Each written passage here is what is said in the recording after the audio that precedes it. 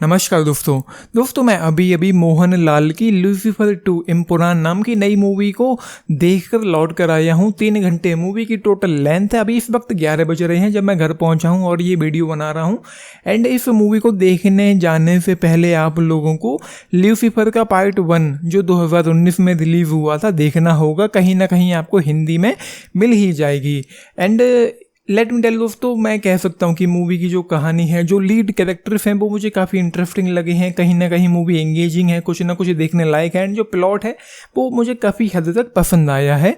And movie की जो total length है वो 3 घंटे है। एंड यहीं जाकर के मुझे ऐसा लगता है कि फिल्म कहीं ना कहीं लंबी है। एंड एक बात पहले ही बता दूँ आगे बढ़ने से पहले कि मूवी मुझे पार्ट 1 के कंपेरिजन में काफ़ी सही लगी है, काफ़ी बेटर लगी है, काफ़ी पसंद आई है। लेकिन यहीं पर प्रॉब्लम ये है कि मूवी को डायरेक्ट किया है पृथ्वीराज सुकुमारन ने। एंड यहाँ पर बड़ी प्रॉब्लम मुझे ये लगी है कि मूवी ज़रूरत से ज़्यादा लेंदी है। एंड उस वजह से काफ़ी बिखरी हुई और स्लो पेसिंग लगती है। फिल्म में मूवी के लीड हीरो की एंट्री होते होते करीब 1 घंटे की मूवी निकल जाती है। मैंने अपना फ़ोन जब उस वक्त भी देखा था जब मूवी शुरू हुई थी। एंड जब हीरो की एंट्री हुई तब लगभग यही कोई 1 घंटे के आसपास की मूवी निकल जाती, तब जाकर के हीरो की एंट्री यहाँ पर हो पाती है। एंड फिल्म का जो ओपनिंग सीन था जहाँ पर हम देखते हैं कि इराक में कोई मिशन चल रहा होता है, वो सीन इंटरवल से ठीक पहले का है। जब फिल्म वहाँ पहुँचती है तो हमको ऐसे बताया जाता है कि फिल्म का मोस्ट प्रोमिनेंट कैरेक्टर मर गया है। लेकिन हकीकत में आपको और हमको सबको पता होता है कि क्या हुआ होगा यहाँ पर उस शॉट में। एंड मूवी के विलेन को स्टार्ट में ही इंट्रोड्यूस कर दिया जाता है, प्लेड बाय अभिमन्यु सिंह, जो अपने डायलॉग को हिंदी में ही बोलते हैं। एंड विलेन होने के बावजूद वो फिल्म से लगभग पूरी तरह से गायब रहते हैं। मतलब आपको कमी खलेगी उस विलन की। जो विलन है मूवी का वो दिखाई नहीं पड़ रहा है।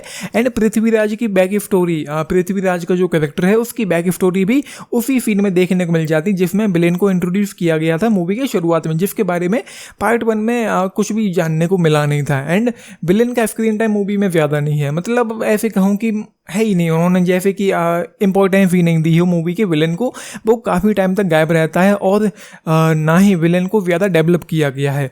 मतलब उसके इंट्रोडक्शन के टाइम पे पता चल जाता है कि वो कैसी फैमिली से आता है और एक धर्म विशेष के लोगों से उसको कुछ ज़्यादा ही नफरत है। लेकिन उस विलेन में कुछ और शेड्स हो सकते थे, कैरेक्टराइजेशन पर और काम किया जा सकता था। आफ्टर ऑल भाई 3 घंटे की मूवी है, विलेन को भी ठीक से स्क्रीन टाइम नहीं दिया आपने, तो किया क्या इतनी देर तक। और ना ही मोहनलाल के कैरेक्टर जो एक अलग उनकी पहचान है, जो एक अल्टरनेट दूसरी उनकी जो पहचान है कुरैशी अबराम के पीछे की जो कहानी है वो भी नहीं बताई गई है।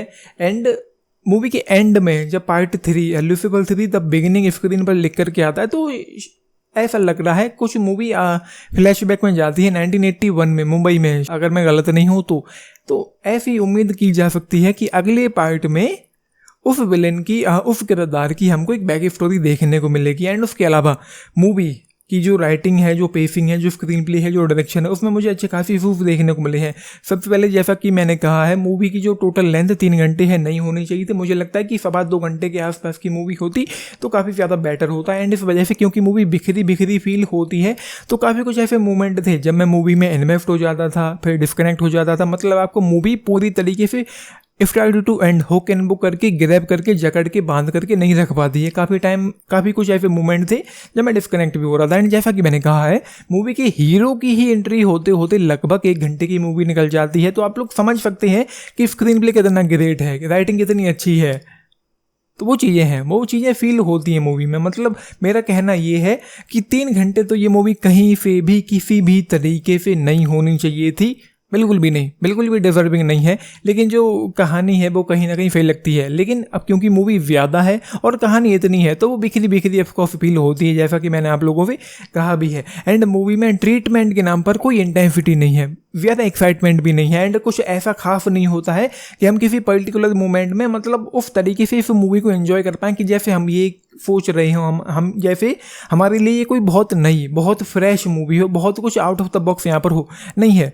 मलयाली सिनेमा के लिए, वहाँ की ऑडियंस के लिए फिल्म बहुत अच्छी हो सकती है, लेकिन नॉर्थ इंडियन ऑडियंस के लिए कुछ ज़्यादा खास नहीं है। मतलब हो सकता है कि वहाँ के लोगों के लिए कुछ बहुत नया हो, बहुत फ्रेश हो, लेकिन हमने बहुत कुछ देखा हुआ है, तो मुझे कम से कम ये उतनी ज़्यादा ग्रेट, उतनी ज़्यादा आउट ऑफ द बॉक्स नहीं लगी है। तो वो है। बाकी है कहानी के बारे में ज़्यादा कुछ कहने के लिए मेरे पास है नहीं। यहाँ पर मूवी में वक्त लिया गया है करीब 5 साल बाद के वक्त में ये मूवी सेट है पार्ट 1 से।